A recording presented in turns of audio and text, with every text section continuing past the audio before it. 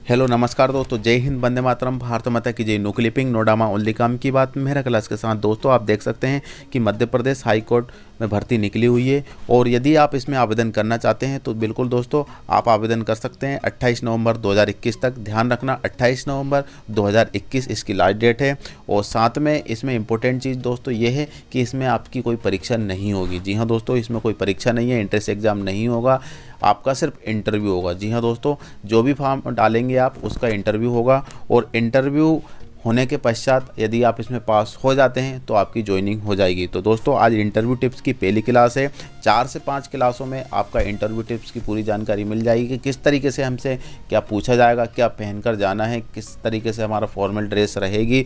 इन सब की जानकारी हम इस वीडियो के माध्यम से आपको देने वाले हैं। तो 4 से 5 क्लास रहेगी दोस्तों इंटरव्यू की, और आज जो मेरा क्लास के माध्यम से इंटरव्यू की पहली क्लास रहेगी। और इसके बाद हम आपको अभी लेके चलते हैं इसके शॉर्ट नोटिफिकेशन पर कि आपसे इसमें फ़ीस कितने लगने वाली है और साथ में इसमें किसके कौन कौन से डिपार्टमेंट के लिए भर्ती निकली हुई है। बाकी ऑलरेडी हम इसकी एक वीडियो पब्लिश कर चुके हैं, लेकिन एक बार फिर से हम आपको लेके चलते हैं। तो दोस्तों आगे बढ़ने से पहले हम आपसे रिक्वेस्ट करना चाहते हैं कि यदि आप हमारे चैनल पर नए हो तो प्लीज़ हमारे चैनल को जरूर सब्सक्राइब करना और हमारी वीडियो की नोटिफिकेशन आप तक पहुँचती रहे उसके लिए बेल आइकन पर भी क्लिक कर देना। तो दोस्तों चलते हैं हम आगे की ओर।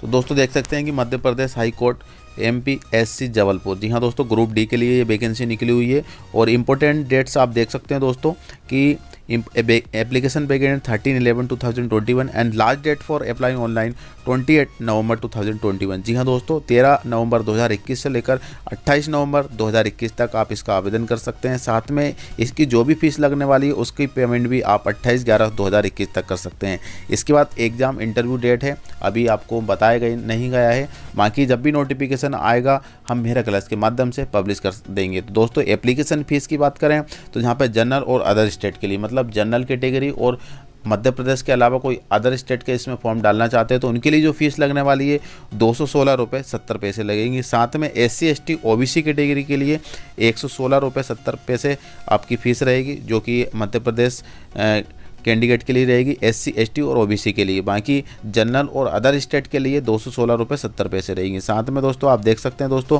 कि इसमें एज की हम बात करें तो मिनिमम एज आपकी 18 ईयर्स कंप्लीट होना चाहिए और मैक्सिमम एज आपकी 14 ईयर्स होना चाहिए, 40 ईयर्स। देन इसमें एज रिलेक्शन की बात करें तो आपको इसमें छूट मिल जाएगी। SC ST OBC कैटेगरी से आप बिलोंग करते हैं तो बिल्कुल आपको 3 से 5 वर्ष की छूट मिल जाएगी। साथ में दोस्तों इसमें जो पोस्ट है 708 पद के लिए निकली हुई है। इसमें ड्राइवर के लिए 69 पद है, 69, और मेंटर, वॉचमैन, वाटर कैरियर के लिए यहाँ पे 475 पद हैं, और माली के लिए यहाँ पे 51 है, और स्वीपर के लिए यहाँ पे 113 पद है। साथ में ड्राइवर के लिए क्वालिफिकेशन के रूप में आपसे क्लास 10th और आपका driving licence LMB driving licence होना चाहिए। साथ में यहाँ पे वॉचमैन और वाटर कैरियर के लिए यहाँ पे 475 पद हैं, और इसमें आपसे क्लास 10th एग्ज़ाम पास होना चाहिए। मतलब यदि आपने 8वीं पास कर रखी है तो बिल्कुल आप इसमें आवेदन कर सकते हैं, लेकिन ध्यान रखना ड्राइवर के लिए 10 क्लास कंपलसरी है। साथ में LMB ड्राइविंग लाइसेंस भी कंपलसरी है। यदि आपकी पास दोनों चीज़ है तो बिल्कुल आप इसमें आवेदन कर सकते हैं। साथ में दोस्तों इसका जो आवेदन करने की जो लास्ट डेट है आपको ऑलरेडी पता है, 28 नवंबर 2021। अब हम आपको इसके इंटरव्यू टिप्स पर लेकर चलेंगे, जहां पर आपको किस तरीके से पूछा जाने वाले हैं क्वेश्चन, किस तरीके से बात करना है, वो सब हम आपको इंटरव्यू टिप्स में लेकर चलते हैं। तो चलते हैं दोस्तों आगे। तो दोस्तों देख सकते हैं कि जबलपुर इंटरव्यू टिप्स उच्च न्यायालय मध्य प्रदेश के जिला एवं सत्र न्यायालयों की स्थापनाओं पर चतुर्थ श्रेणी वाहन चालक, भृत्य चौकीदार, जलवाहक, माली एवं स्वीपर, कलेक्टर रेट, आकस्मिकता निधि से वेतनभोगी कर्मचारी की सीधी भर्ती। तो ग्रुप डी के लिए है दोस्तों ये। और इसके बाद हम नीचे देखेंगे दोस्तों। तो दोस्तों सबसे पहले ये चीज़ होती है कि इंटरव्यू जाने से पहले हमारे मन में ये विचार आता है कि हमको किस तरीके से कपड़े पहनने हैं, हमारी जो यूनिफॉर्म है वो किस तरीके से रहेगी, हमारे हेयर स्टाइल से लेकर उठने बैठने तक, शूज़ से लेकर हमारी टाई बेल्ट तक, हमें ये सोचने में रहता है कि हम आखिर में क्या पहन कर जाए। ये हमारी सबसे पहले इंपॉर्टेंट चीज़ ये होती है। बाकी पहुंचने के बाद वहाँ पर क्या होता है, किस तरीके से क्वेश्चन पूछे जाएंगे और हमें किस तरीके से हमें जवाब देना है वो हम आपको बाद में बताएंगे। सबसे पहले यही हमारे मन में विचार आता है कि हमें क्या पहन के जाना है, ठीक है। तो सबसे पहले हम इसी पर बात करेंगे दोस्तों। इसके बाद यहाँ पर हम देखेंगे दोस्तों कि जब जॉब इंटरव्यू में क्या हो आपका परिधान। तो किसी ओकेशन आपके द्वारा पहना गया परिधान उस स्थान पर आपकी गंभीरता और विशेषता को व्यक्त करता है। इससे ये भी पता चलता है कि वह ओकेशन आपके लिए कितना महत्वपूर्ण है, ठीक है ना। यदि हम ओकेशन मतलब दोस्तों अवसर होता है, ठीक है, मतलब हमारा लिए ये अवसर इतना इम्पोर्टेंट है, कितना इम्पोर्टेंट है हमारे वेशभूषा पर ही डिपेंड करता है और उसी के अकॉर्डिंग हमें पहन कर जाना होता है। साथ ही आपका परिधान उस व्यक्ति विशेष जिससे आप मिलने जा रहे हैं उसके साथ आपके रिलेशन को भी दर्शाता है। फॉर एग्जाम्पल, यदि आप अपने किसी मित्र से मिलने जाते हैं तो आप कोजल पहनना और रहना पसंद करते हैं, और दूसरी तरफ यदि आप किसी पार्टी या फैमिली फंक्शन में जाते हैं तो आम दिनों की अपेक्षा थोड़ा भड़कीला पहनना पसंद करते हैं। तो दोस्तों ये तो आपको पता है कि यदि हम पार्टी वेयर में जाते हैं, फैमिली फंक्शन में जाते हैं, बर्थडे पार्टी में जाते हैं या वेडिंग एनिवर्सरी में जाते हैं तो हमारा जो पहनने का तरीका होता है वो सबसे अलग होता है, और हमारा सभी लोग यही चाहते हैं कि हम सबसे अलग दिखें और भड़कीला और सबसे अलग तरीके से हम पहनना पसंद करते हैं। और इसके बाद जब हम किसी व्यक्ति विशेष से पहली बार मिलते हैं, मतलब जब हम किसी व्यक्ति विशेष से पहली बार मिलते हैं तो वह थोड़े ही समय में हमारे बारे में कुछ अनुमान लगा लेता है। ये अनुमान हमारे अपीयरेंस, बॉडी लैंग्वेज, मैनरिज्म और ड्रेसिंग सेंस को देखकर लगा लेते हैं। जैसे दोस्तों कि जैसे कि कोई ग्रेजुएटेड है और वो कोई अच्छे पद पर है और वह इंटरव्यूअर है, तो हमारी वेशभूषा, बॉडी लैंग्वेज, हमारे पहनने का तरीका, बोलने के तरीका से ही, हमारे हाव भाव के माध्यम से वो पहचान लेते हैं कि हमारी कितने तरीके से हम बोल सकते हैं, हमारी क्षमता क्या है, हमारी कैपेसिटी क्या है, हम किस तरीके से बिलोंग करते हैं, कहाँ से बिलोंग करते हैं, थोड़ा बहुत अनुमान हमारे बारे में लगा लेते हैं। साथ में ये सही है कि हमारा आचरण, हमारी इंटरपर्सनल स्किल, बुद्धिमत्ता और हमारी काबिलियत एक इंटरव्यू के महत्वपूर्ण तत्व है, पर साथ ही हमारा पहनावा जो रोल प्ले करता है हम उसे भी कम नहीं आंक सकते हैं। जी हाँ दोस्तों, सबसे इम्पोर्टेंट चीज़ के जो हमसे पूछा जाता है, जो हम आंसर सही भी दे देते हैं, नो प्रॉब्लम, लेकिन हमारा इम्पोर्टेंट चीज़ रोल प्ले करता है वो पहनावा, ठीक है ना। पहनावा को भी हम कम नहीं मान सकते कि हम किस तरीके से जा रहे हैं और किस तरीके से नहीं जा रहे हैं, तो इन पर भी बहुत बात कायम होती है। ऐसा नहीं है कि आप इंटरव्यू तो आपका अच्छा गया लेकिन आप कुछ भी पहन कर चले जाओ, तो हमारे पहनावे पर भी बहुत इफ़ेक्ट पड़ता है। तो जहाँ पर आप देखेंगे दोस्तों कि हमें उसे कम नहीं आंक सकते। एक एप्रोप्रिएट एटायर आपकी उस छवि को अभिव्यक्त करता है जिस पोजीशन के लिए आप इंटरव्यू देने जा रहे हैं। एटायर यह भी बताता है कि आप उस इंडस्ट्री नेचर को भली प्रकार से जानते हैं। ध्यान रहे कुछ इंडस्ट्रीज कस्टमर से, एटायर मतलब दोस्तों जहाँ पे देख सकते हैं कि एटायर आपका पोशाक होती है, ठीक है। इसके बाद यहाँ पे देखेंगे डायरेक्ट डील करती है, वहाँ आपकी इमेज का प्रभाव कस्टमर पर ज़्यादा पड़ता है। उन उद्योगों में आपकी वेशभूषा को ज़्यादा गंभीरता से जज किया जाता है, जैसे कि होटल इंडस्ट्री, एविएशन। तो जहाँ पे अलग तरीके से आपकी जो वेशभूषा है उस पर सबसे ज़्यादा इम्पोर्टेंट चीज़ होती है, और जहाँ पर हम किसी कंपनी में जॉब के लिए इंटरव्यू देने जाते हैं तो वहाँ पर आपकी वेशभूषा, साथ में आपका बोलने चालने का तरीका पे भी डिपेंड होता है। साथ में यदि हम देखेंगे दोस्तों कि तो आइए जानें आपका परिधान आपके बारे में क्या कहता है और क्या पहनकर आपको एक इंटरव्यू में जाना चाहिए। तो अब यहाँ से हम देख सकते हैं कि आपका अटायर वेल प्रेजेंटेड होना चाहिए, मतलब सबसे अच्छा पोशाक होना चाहिए जिसे परिधान कंफर्टेबल ही पहने, वही पहने, मतलब जो हमारे लिए कंफर्टेबल रहे वही पहनना चाहिए हमको। यदि नया स्टाइल आपको कंसेस करता है तो कुछ भी नया स्टाइल ना अपनाएं, मतलब जैसे कि आज के अकॉर्डिंग जो डिज़ाइन चल रही है हमारा पहनने से लेकर और इसके बाद जो भी यूनिफॉर्म चल रही है तो बिल्कुल नहीं अपनाएं। यदि उसके लिए हम कंफर्टेबल नहीं है तो बिल्कुल उसको नहीं पहनना चाहिए। ध्यान रखिए कि आपका परिधान आपका कॉन्फिडेंस बढ़ाए, ना कि कंसेस करे। दैट इज़, एक लड़की केवल सलवार सूट पहनना पसंद करती है तो वह अपनी उसी पसंदीदा परिधान को कॉलर वाला कुर्ता और फिटेड चूड़ीदार के साथ पहनकर एक फॉर्मल लुक के साथ खुद को इंटरव्यू में प्रेजेंट कर सकती है। यह ज़रूरी नहीं है कि वह बिजनेस फॉर्मल सूट ही पहने। तो दोस्तों यदि आप इंटरव्यू में जाते हैं तो आपको फॉर्मल ड्रेस में ही जाना है सबसे पहली चीज़ तो, और यहाँ पे आपको एग्जांपल बताया गया है और बिल्कुल आप समझ सकते हैं कि किस तरीके से बताया गया है और इसके बारे में आप जानते भी हैं। यह ध्यान रहे कि आपका परिधान आप जिस पोजीशन के लिए जा रहे हो उसे मैच करें ताकि इंटरव्यूअर आपको नोटिस कर सके और आपको उस पोजीशन पर एक ही झलक में इमेजिन कर सके। ठीक है, आप जिस पोजीशन के लिए जा रहे हो उस पोजीशन को देखते हुए हमें उसी पोजीशन के अकॉर्डिंग वेशभूषा में हमें जाना होगा, फॉर्मल ड्रेस में जाना होगा, ताकि वो एक ही झलक में आपको पहचान सके कि हाँ यही बंदा है जो हम इसको ढूंढ रहे हैं, और पहली झलक में ही आपको वो सेलेक्ट कर लें। बाकी बाद में क्वेश्चन आपके पूछे जा सकते हैं। बाकी आप देखेंगे दोस्तों कि पर कभी अपनी ओर ध्यान आकर्षित करने के लिए कोई भड़काऊ चीज़ नहीं पहननी चाहिए। मतलब कभी क्या होता है कि जैसे कि अपन शादी मैरिज में जाते हैं, शादी बियर में जाते हैं, वेडिंग एनिवर्सरी, बर्थडे पार्टी, जो भी हम जाते हैं तो वहाँ पे ऐसे कपड़े जो पहन के जाते हैं वहाँ इंटरव्यू पे बिल्कुल नहीं पहनना चाहिए। और ऐसे कपड़े तो हमें बिल्कुल नहीं पहनने चाहिए जहाँ की आपका ध्यान, उनका जो इंटरव्यूअर का ध्यान हमारे और कम, हमारे जो पहनावा पर ज़्यादा ध्यान हो। फैशन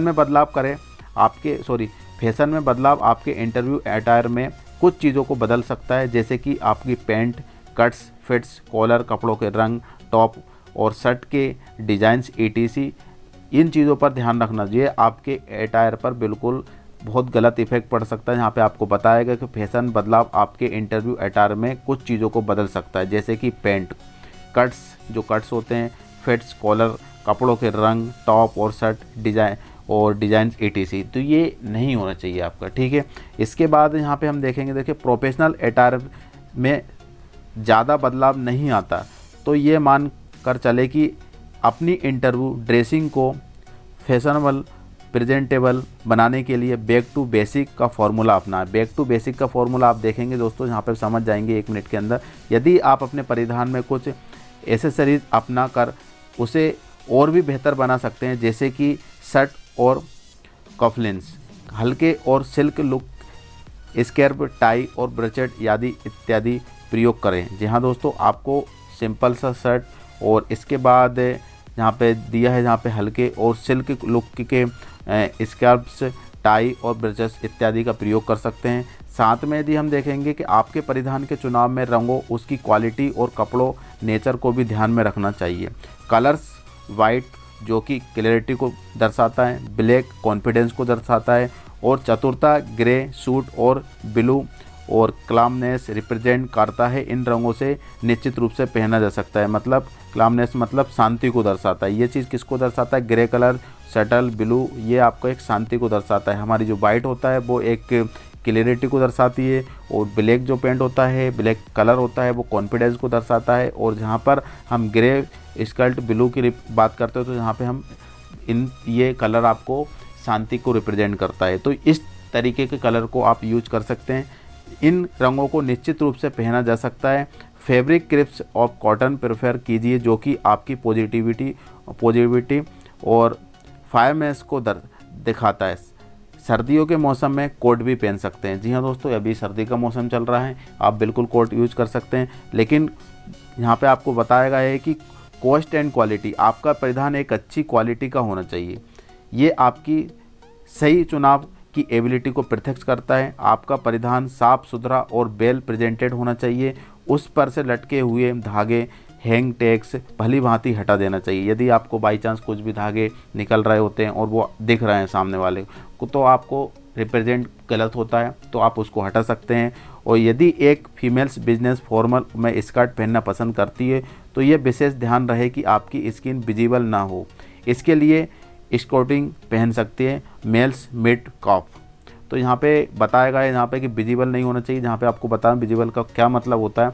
लेंथ के डार्क रंग के मोजे पहने, जिससे कि बैठते समय एड़िया नज़र नहीं आए। वैसे तो यहाँ पे देखेंगे दोस्तों कि जब सामने इंटरव्यूअर होता है तो एड़िया तो हमारी वैसे भी नहीं दिखती। बाई चांस यदि होता है तो यहाँ पर एड़िया नहीं दिखना चाहिए। शूज़, लेदर के जूते, स्लिप ऑन ब्राउन और काले रंग के फीमेल्स, इनके अलावा सफ़ेद रंग के जूते भी पहन सकती है। ठीक है, इसके बाद बेल्ट में देखेंगे, बेल्ट पुरुष काले और भूरे रंग के और महिलाएं कुछ अर्थी कलर और जैसे कि बोटल ग्रीन, मैरून, स्लेटी इत्यादि रंग की बेल्ट पहन कर सकती है।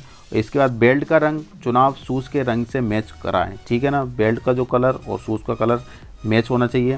साथ में ज्वेलरी और कॉस्मेटिक, रिस्ट वॉच, अंगूठी और ईयर रिंग जो कि आपके परिधान को कम्प्लीमेंट करे, पहन सकते हैं, कोई प्रॉब्लम नहीं है। मेकअप वही करे जो आपकी थोड़ा पॉलिश करे, ना कि पेंट करे। ठीक है ना, जो मेकअप हो वो सिंपल हो। वो आपको बताया गया है कि पॉलिश की तरह होना चाहिए, ना कि पेंट की तरह होना चाहिए। यहाँ पे देखेंगे दोस्तों कि नाखून साफ और सुथरे प्रॉपरली शेप्ड होना चाहिए। पारदर्शी नेल पेंट का प्रयोग भी किया जा सकता है, ठीक है। तो यहाँ पे आपका जो जैसे कि नाखून बड़े नहीं होने चाहिए, बड़े होते हैं तो शेप से होना चाहिए, कटिंग होना चाहिए और साफ़ होना चाहिए। पर्स एंड बैग छोटा और स्लिक होना चाहिए। उसका रंग शूज़ के रंग से कोऑर्डिनेट करे तो बेहतर होगा, ठीक है, उससे हटकर होना चाहिए। यदि आप किसी क्रिएटिव इंडस्ट्री के इंटरव्यू के लिए जाते हैं तो उपयुक्त सुझावों को थोड़ा बहुत फेरबदल किया जा सकता है, जैसे कि परिधान, एसेसरीज के डिज़ाइन और रंगों का चुनाव। स्मेल, यहाँ पे देख सकते हैं स्मेल और स्माइल। एक हल्के बॉडी ऑर्डर इस्तेमाल आपके परिधान में खुशबू और वातावरण को हल्की महक से भर देता है। स्ट्रॉन्ग स्मेल ऑडोर का प्रयोग न करें। और कुछ लोग सेंसिटिव होते हैं जो तेज़ खुशबू बर्दाश्त नहीं करते। जहाँ तक स्माइल की बात करें तो वहाँ पर वो अलग है। तो दोस्तों यहाँ पे ध्यान रखना है कि जहाँ पर बहुत से लोग परफ्यूम का और बॉडी स्प्रे का यूज़ करते हैं तो बिल्कुल हल्के होना चाहिए, ना कि पूरा ज़्यादा प्रेशर वाला होना चाहिए, ठीक है ना। ज़्यादा वाला करेंगे तो यहाँ पे आपको बताया है कि बहुत से लोग सेंसिटिव होते हैं और बर्दाश्त नहीं करते हैं, और यहाँ पर आपको कुछ ना कुछ आपको हानि हो सकती है, लॉस हो सकती है। तो इतना लगाइए जहाँ के सामने वालों को सेंसिटिव ना होने के बावजूद भी उनको इतना महसूस नहीं होना चाहिए कि आपने कुछ चीज़ यूज़ किया है, ठीक है। तो ये तो था आपका पहनने जाने का तरीका, ठीक है। तो यहाँ पे थोड़ा और बता देते हैं दोस्तों। यहाँ पे जाता है कि smile and word smile to आपकी मुस्कुराहट एक अच्छे इंप्रेशन की पहले आपको और आपके समक्ष लोगों को राहत पहुंचाती है, ठीक है। जब आप इंटरव्यू देने जाते हैं तो आपकी जो स्माइल है वो आपके सामने वालों को एक राहत पहुंचाती है। जैसे कि सामने वाला मुस्कुराए तो आपको राहत मिलेगी, और आप मुस्कुरा रहे हो तो सामने वालों को तो राहत मिले या नहीं मिले, लेकिन सामने वाला इंटरव्यूअर आपसे पूछ रहा है और वो थोड़ी मुस्कुराहट से आपसे बात करता है तो वो आपको कंफर्टेबल और आपको कॉन्फिडेंस को बढ़ाती है।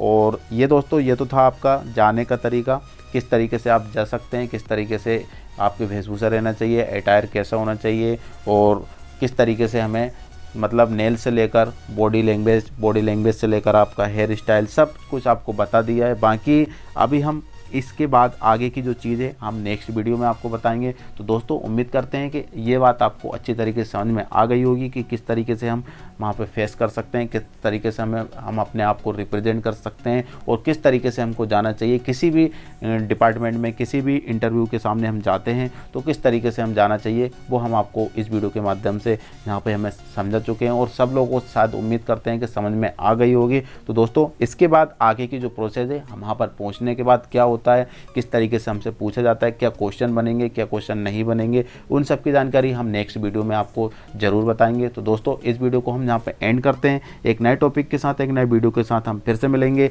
जब तक के लिए जय हिंद, वंदे मातरम, भारत माता की जय।